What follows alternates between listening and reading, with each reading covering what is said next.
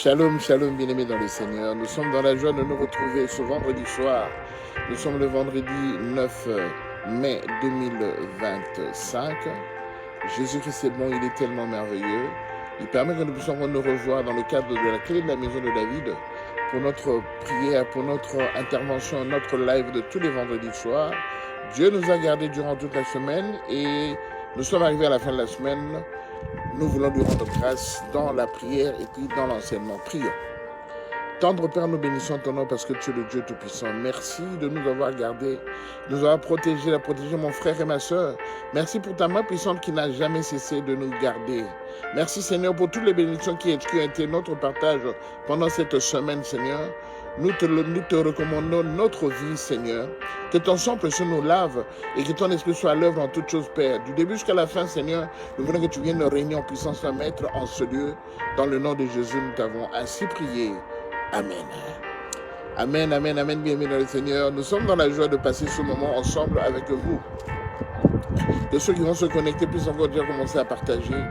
Parce que le Seigneur est présent, le Seigneur est là et il nous guidera du début jusqu'à la fin.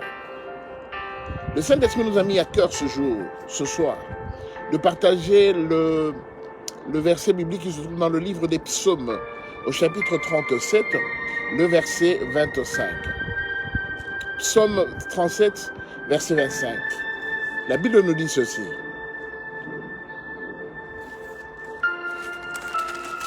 J'ai été jeune, j'ai vieilli, et je n'ai point vu le juste abandonné, ni sa postérité mendiant son pain.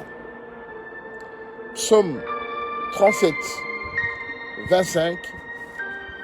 J'ai été jeune et j'ai vieilli, et je n'ai point vu le juste abandonné, ni sa postérité mendiant son pain. Le Seigneur nous interpelle ce soir.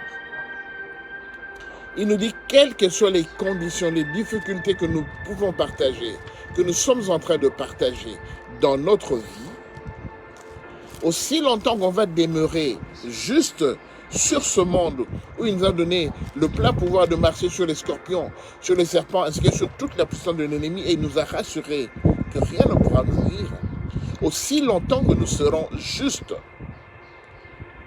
notre descendance ne souffrira de rien. Parce que David essaie de voir, il a dit, dans ma vie, j'étais petit, j'étais gamin, j'étais préposé à aller paître le troupeau dans les champs. J'étais préposé à quitter la maison tous les jours à 5 h du matin et pour revenir tous les jours, tous les soirs vers 23 h minuit. Je dormais très peu parce que le lendemain matin, je devais de nouveau aller conduire le troupeau pour aller les paître dans la brousse, dans la forêt. Pendant tout ce moment, dans cet exercice, c'est pendant ce moment-là que le prophète Samuel est venu me chercher sur injonction du Seigneur pour m'amener parce que j'étais préposé à la royauté. Bien aimé, c'est quand même étonnant. Quelqu'un qui était dévoué à son travail, malgré que ses frères et ses sœurs, s'il en avait, étaient moins dérangés, mais lui, tout le temps, si petit, le cadet de la famille, je crois qu'il devait avoir moins de 10 ans. Le cadet de la famille, j'étais préposé à aller paître le troupeau dans le champ. Je me réveillais quand mes frères et ma famille dormaient. Je me couchais quand mes parents, mes frères et ma famille étaient déjà endormis. J'ai mené une vie difficile. J'ai grandi dans cet exercice-là, mais quelque part, le Seigneur me préparait parce que je devais être roi en Israël. Je devais même remplacer le roi en titre, le roi Saül, parce que le Seigneur voulait que je puisse prendre sa place. Mais malgré cela, je me suis humilié dans le palais royal. Parce que quand on m'a amené au palais royal, je n'étais pas encore roi. Je me suis humilié alors que j'étais préposé à devenir roi. Parce que Dieu avait dit au prophète Samuel que ne me parle plus du roi Saoul parce que je l'ai rejeté. Mais malgré cela, je vouais une politesse incroyable vis-à-vis de celui qui était en exercice. Je respectais ses dires, bien qu'il a tenté plusieurs fois de me tuer, mais je l'ai toujours respecté, je l'ai toujours vénéré. Et dans cette vie de juste que j'étais censé être, dans cette position de juste, je trouvais que le mal n'était pas bon. Jusqu'à ce que je sois devenu roi, j'ai commencé à exercer l'autorité royale. Mon penchant, c'est le roi David qui parle, je suis en train de paraphraser. Mon penchant était beaucoup plus pour les femmes. J'ai convoité la femme de mon serviteur Uri. Je l'ai même envoyé au champ. Parce que là, je l'avais envoyé, je savais que là, il allait mourir. Je l'ai envoyé comme éclaireur. Tout ça parce que c'était pour me débarrasser de mon serviteur Uri, parce que j'avais besoin de convoiter, de passer, de sortir avec sa femme. J'ai mis ça en pratique, cela a réussi. Mon serviteur Uri est allé au champ, il a été tué. Moi, je suis sorti avec sa femme, jusqu'à ce qu'on nous rapporte la nouvelle de sa mort. La femme que j'ai convoitée, la femme de Uri, Beersheba, est tombée enceinte. La grossesse a évolué. Jusqu'à la fin de la grossesse, on m'a dit que l'enfant n'était pas en bonne position. J'ai jeûné, je demandais pardon au Seigneur pour tout ce que j'ai fait de mauvais. Je me suis repenti auprès du Seigneur. Mais malgré cela, malgré ma repentance, l'enfant était décédé. Je suis entré en jeûne, bien-aimé. Je suis entré en jeûne, tout ça, pour que le Seigneur puisse avoir pitié de l'enfant et que le Seigneur puisse sauver l'enfant. J'ai décidé de jeûner, de ne pas manger pendant que l'enfant était en mauvaise position et qu'on s'attendait au pire. Malgré cela, bien-aimé, le Seigneur a décidé autrement. Le Seigneur a décidé que l'enfant soit mort. Et quand l'enfant est mort, je me suis rhabillé, je me suis mis dans mon 31 et j'ai mangé correctement, copieusement. Même mes subalternes étaient étonnés de voir que je mangeais copieusement en étant bien habillé dans mon 31. Parce que j'avais jeûné pour sauver l'enfant, mais l'enfant était décédé. Mais plus tard, le roi David a eu des enfants avec Beersheba. En dehors de ça, combien de fois le roi David prenait les femmes des gens qui le voyaient. Il a trouvé l'autre là qui s'appelait Fou, qui ne réfléchissait pas beaucoup, qui ne voulait pas lui céder ses terres. Finalement, ce type-là est décédé et le roi David a pris sa femme qui était Abigail. Mais malgré cela, le roi David, il avait toujours je dirais quoi, je vais appeler ça, il avait un réflexe que nous tous les chrétiens, que celui qui est appelé à devenir juste doit avoir, c'est que de se repentir. Le roi David, malgré tous les méfaits qu'il a commis, il ne s'empêchait pas de se repentir. Il n'attendait pas le soir pour se repentir. Quand il s'était rendu compte qu'il était tombé dans le péché, il se repentait. C'est pourquoi le Seigneur l'avait appelé l'homme selon Dieu. L'homme selon Dieu. Le juste, c'est un homme selon Dieu. Bien aimé, nous sommes dans un pays, nous sommes dans une vie, sur cette terre, nous sommes appelés à faire tout le temps des péchés. Voilà pourquoi nous nous repentons tous les jours, nous confessons nos péchés tous les jours, parce que nous sommes censés être pécheurs dès le départ. On est pécheurs, on se repent tous les jours, tous les matins, tous les soirs avant de dormir. On se repent, on demande pardon au Seigneur pour tous les péchés que nous avons commis pendant la journée. Mais le Seigneur nous dit ce jour, j'ai été jeune, j'ai vieilli. J'ai été jeune, j'ai vieilli. Je n'ai point vu le juste abandonné. Un juste n'a jamais été abandonné. Parce que le Seigneur a dit, je ne t'abandonnerai pas, je ne te délaisserai point. Mon frère, ma soeur, aujourd'hui tu es souffrant. Aujourd'hui tu manques le minimum. Aujourd'hui tu n'arrives pas à t'en sortir par rapport à tout ce qui te dérange dans ta vie, dans ta famille, dans ton foyer, dans ta maison. Tu es bloqué quelque part.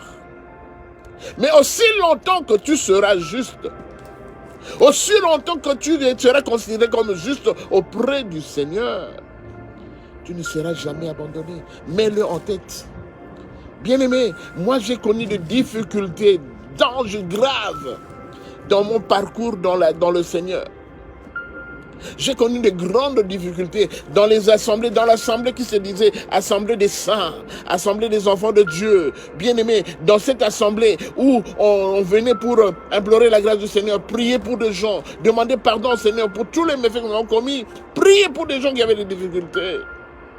Les gens qui venaient là, qui étaient épuisés, qui étaient fatigués, qui n'arrivaient plus à continuer parce qu'ils disaient qu'ils en ont marre. Le combat est tellement difficile, la lutte est tellement difficile, les problèmes, aussi longtemps qu'ils priaient, le problème ne faisait que s'accumuler et s'accumuler. Bien aimé, nous prenions ces gens-là. Nous leur donnons le courage, nous les réconfortions en lui disant, c'est encore possible. On leur disait, c'est encore possible. Ne te décourage pas, ne baisse pas le bras. Lève-toi, prends courage. Ne te laisse jamais emporter par la fatigue, parce que quand tu tombes dans la fatigue, c'est l'ennemi qui va gagner. Nous reconfortons ces gens-là, nous prions pour eux, bien-aimés. Et les gens, quelque temps après, trouvaient la solution à leurs problèmes. Mais dans ces genres de groupes, dans ces genres d'assemblées, c'est là que, bien aimé, nous avons été haïs par certaines autres personnes qui étaient des frères et des sœurs. Mais ils nous ont haïs jusqu'à essayer de nous tuer. Je dis bien le mot tuer, éliminer de sur cette terre. Je le dis et je pèse mes mots. Je sais de quoi je parle. Mais aussi longtemps que tu es juste, je vis jusqu'à aujourd'hui. Beaucoup sont déjà partis. Beaucoup sont déjà partis. Le Seigneur s'est déjà occupé d'eux. Mais moi et ma famille, nous vivons jusqu'aujourd'hui. Parce que nous avons choisi à demeurer juste. Mon frère, ma soeur, je te conseille, reste juste. Quelles que soient les difficultés, reste juste. Bien aimé, vous savez, je viens d'un état. Je viens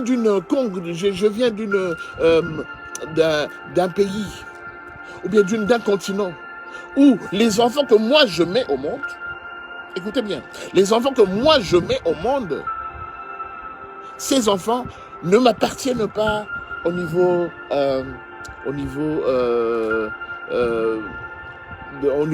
autoritaire. C'est leur tante, c'est-à-dire que ma soeur qui est autoritaire vis-à-vis d'eux. C'est leur oncle, c'est-à-dire que c'est l'oncle, c'est-à-dire que c'est le frère de mon épouse qui a de l'autorité sur eux. Mais moi, je n'ai pas d'autorité sur eux. Bien aimé, le régime matriarcat. Les enfants appartiennent à l'oncle maternel, je le répète, à l'oncle maternel. C'est l'oncle maternel qui a plein mot, qui a plein pouvoir sur ses enfants. Pendant que toi, leur papa, leur géniteur, ou toi, leur maman, tu n'as aucun pouvoir sur ses enfants. Vous voyez bien aimé, la méchanceté d'où ça vient. Tu as scolarisé tes enfants, ils ont terminé l'école, ils ont terminé l'université, ils ont commencé à travailler, ils sont devenus des personnalités importantes, mais ils doivent d'abord rendre hommage à leur oncle maternel et non à toi leur père géniteur et non à toi leur maman génitrice. Non. Vous voyez bien aimé, d'où, comment le système est dévié pour que nous ne soyons pas justes.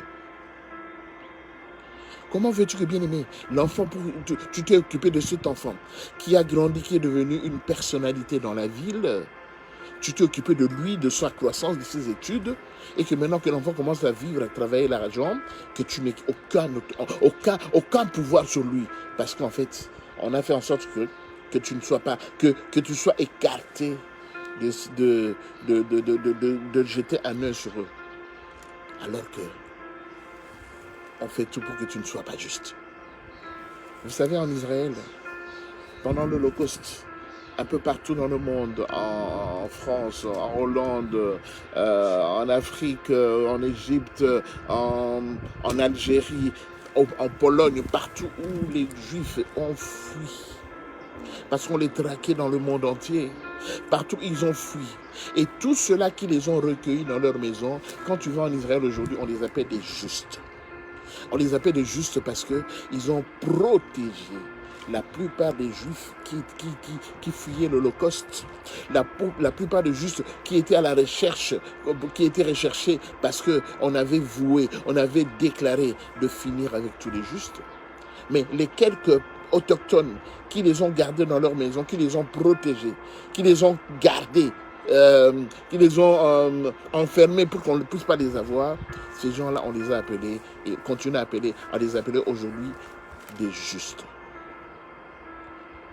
Le roi David a dit, je n'ai jamais vu de juste abandonné. Mon frère, ma soeur, aussi longtemps que tu demeureras juste, le Seigneur ne t'abandonnera pas. J'aimerais dire à un frère, à une soeur ce soir, aussi longtemps que tu vas rester juste dans ta façon de te comporter vis-à-vis du Seigneur, juste dans ton attitude vis-à-vis de la parole de Dieu, aussi longtemps que tu vas rester juste à faire le bien, à continuer à faire le bien, le Seigneur ne t'abandonnera pas. Alors, tout ce que tu vis aujourd'hui, c'est parce que tu ne sais pas que tu es juste. Et que quels que soient les problèmes que tu as, le Seigneur un jour se souviendra de toi. Alors j'aimerais te dire ce soir que le Seigneur un jour se souviendra de toi. Il se souviendra de tes enfants que tu as élevés dans la peine, dans des difficultés, bien-aimés. Tu les élevais, mais tu n'avais pas assez d'argent. Tu devais te débrouiller gauche à droite pour pouvoir nourrir ces enfants-là qui sont aujourd'hui devenus des autorités, mais pour lesquels le système a fait qu'ils puissent te négliger. Et puissent honorer quelqu'un d'autre qui n'a même rien fait pour eux. Il n'a même pas acheté une fois l'équipement, l'équipement de Minerval. Il n'a même pas acheté une fois les matériels didactiques pour qu'ils aillent à l'école. Il n'a jamais fait ça. Mais comme il est l'oncle maternel et que dans le système matriarcal, il a l'autorité sur tes enfants, eh bien, il le fait. Pourquoi? Parce que si les enfants ne l'honorent pas, eh bien, il a le pouvoir de les maudire, de leur jeter de mauvais sorts, il a le pouvoir de les tuer. Mais bien aimé, la Bible déclare, dans Jean chapitre 8, verset 32, la Bible déclare, vous connaîtrez la vérité et la vérité vous affranchira. Bien aimé, aussi longtemps que moi j'ai mis au monde mes enfants, aussi longtemps j'ai peiné pour leur scolarité. Bien aimé, qui que tu sois, d'où que tu viennes, de n'importe quelle planète que tu viennes, sache que je suis juste auprès de Dieu. Je suis juste auprès de Dieu. Et que, bien aimé, la première fortune, le premier cadeau que ces enfants vont donner, ça me sera moi destiné. Parce que j'ai peiné pour que ces enfants arrivent à ce niveau-là. Bien aimé dans le Seigneur. Ce soir, je voudrais seulement fortifier un juste. Fortifier une juste qui a baissé les bras. Mon frère, ma soeur, ne baisse pas le bras, car la Bible déclare,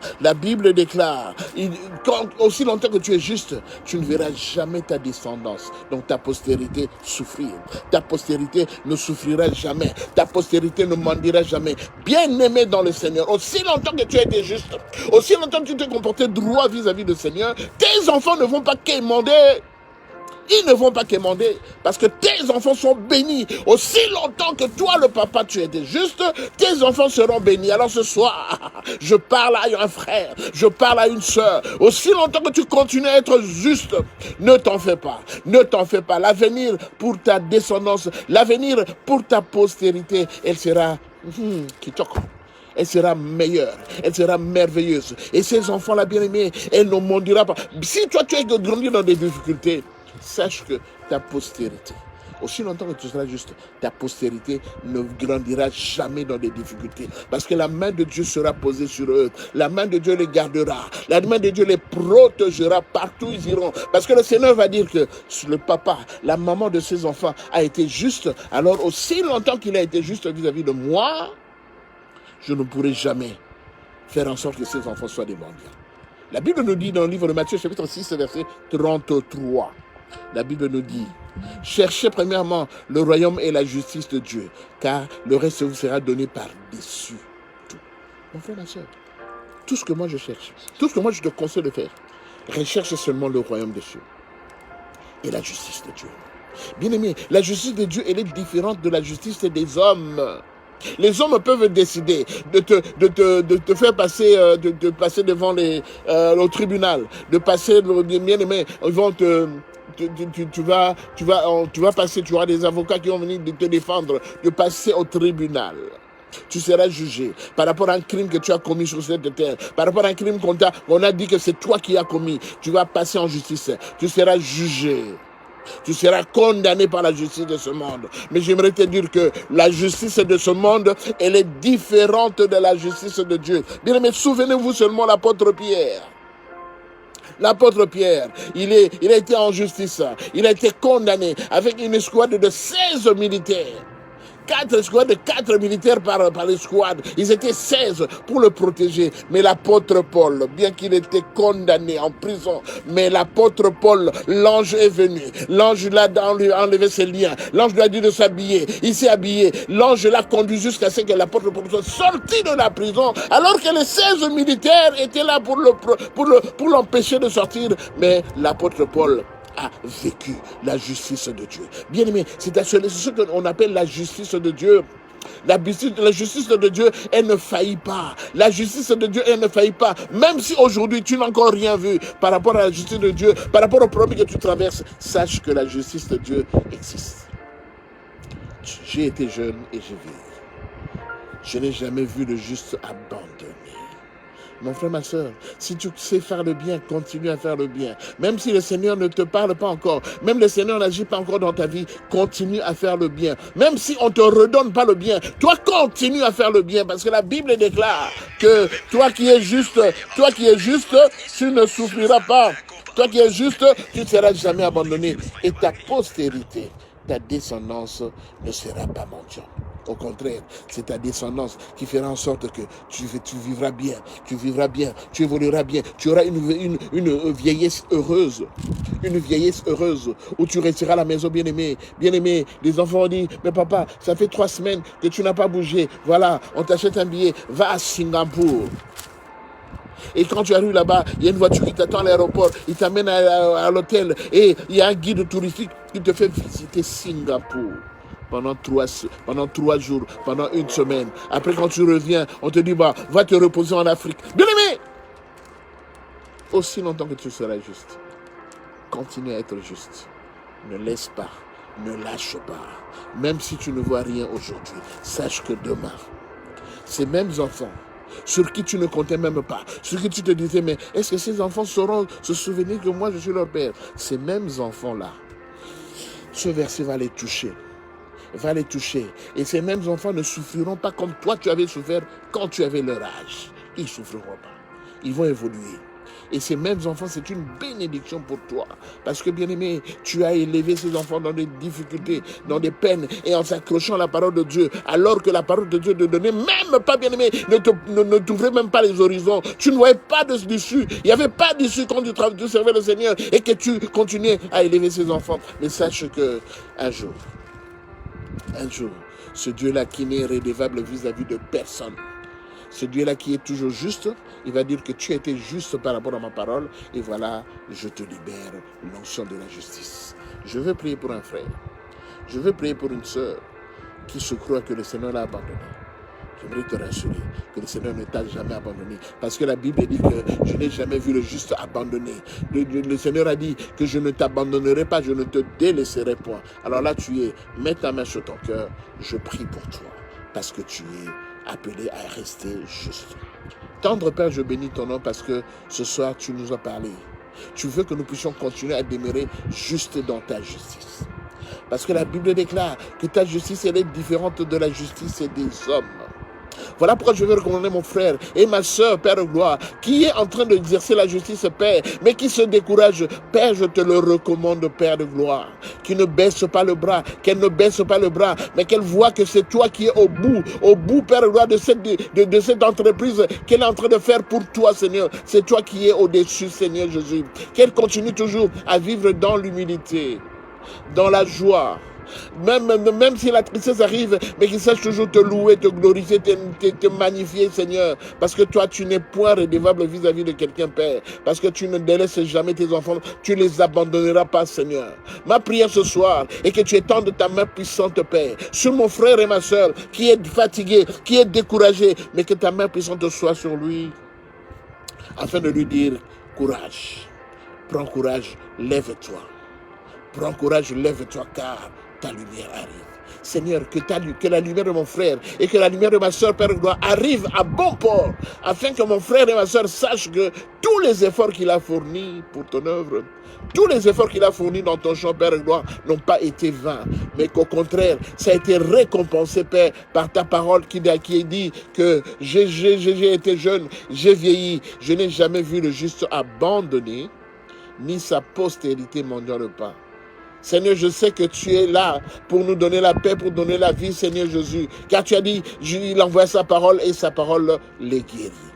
Seigneur, qu'aujourd'hui, que mon frère et ma soeur aient une guérison spirituelle et qu'ils se tournent définitivement vers toi en train de te servir. Parce que de ce service qui fournit pour toi, Seigneur, la récompense viendra. Sois béni, Père. Sois glorifié, toi, le Dieu Tout-Puissant, parce que tu étais avec nous du début jusqu'à la fin. Que l'honneur, la gloire, la puissance et la magnificence reviennent qu'à toi, toi seul. C'est dans le nom de Jésus que nous avons ainsi prié. Amen. Amen, amen, amen, amen. Bien-aimé notre Seigneur, soyez bénis, soyez bénis. Vous avez été dans la joie de passer ce moment ensemble. N'oublie pas que tu es juste, tu es appelé à être juste. Reste juste. Reste juste parce que la récompense viendra après. Parce que c'est comme ça que fonctionne le Seigneur. Nous avons été dans la joie de passer ce moment ensemble avec vous. Si le Seigneur le veut bien, on se revoit le lundi prochain à partir de 8h30 pour notre live de tous les débuts de semaine. Dans l'entretemps, je vous souhaite de passer un bon week-end et que le Seigneur garde et vous protège tous. Shalom, shalom.